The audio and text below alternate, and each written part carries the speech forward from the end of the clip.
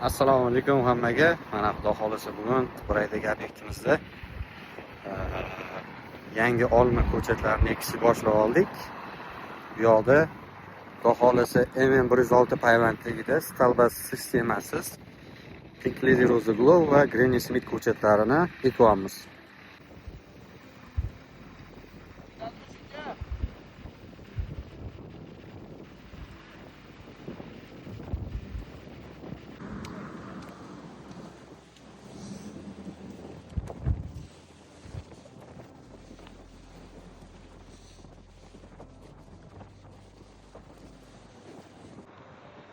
Mana ko'chatlarimizning ko'rinishi. Bularni payvanddagi MM106 bo'lganligi sababli bularga 1 litrli usulda shakl beramiz. Uning uchun yerdan o'sha 50 sm balandligigacha, ya'ni tizi bo'y barobarida shoxlarini tozalab chiqishimiz kerak bo'ladi. Ko'rib kuzatib turasizlar.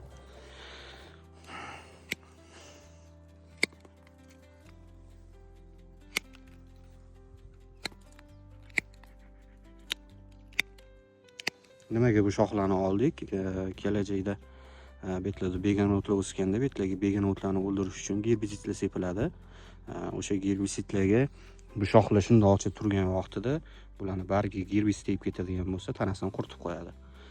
Shu sababli tizi bo'y barobarida tozalanadi. Qolgan shoxlarini ikkita kurtga qoldirib kesib turamiz.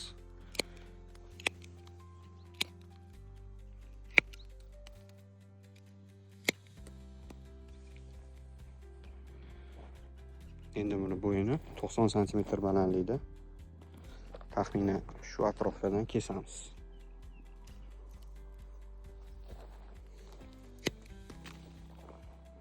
Ko'rinish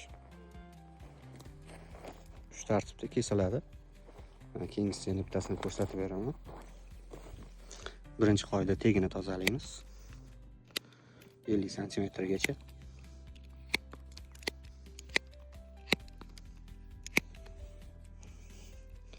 Ikkinchi qoida, yon shoxlarni ikkita kurtga qo'yib kesamiz.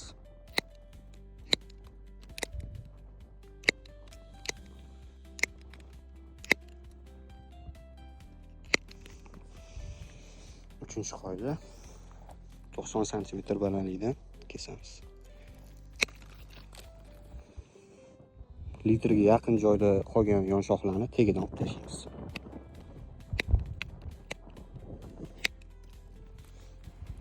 Taxminan shu ko'rinishda.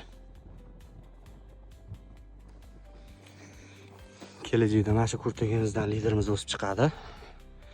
Bu yoqdagi chiqqan yon shoxlarini 90 gradusda egib, o'sishdan to'xtatamiz va hosilga yotqizamiz.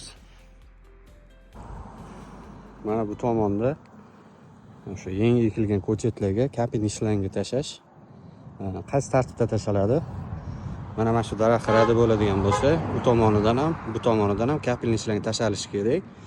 Kapelin shlangkalarimiz ham 20 diametrli kompensatsiyalangan shlangka bo'lishi kerak.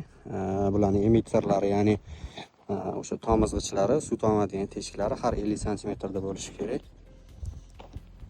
Ya'ni ko'chat tagiga tashlalayotganda, ya'ni boshida ekilgan paytida juda ham yaqinroq tashlaymiz. Masalan, bitta ko'karib olib, sal avj olgandan keyin bu sal uzoqlashtiriladi. Borgan sari kam-kamdan uzoqlashtirib boramiz. Bu yoqda shlankani tashlash ishlari davom etyapti.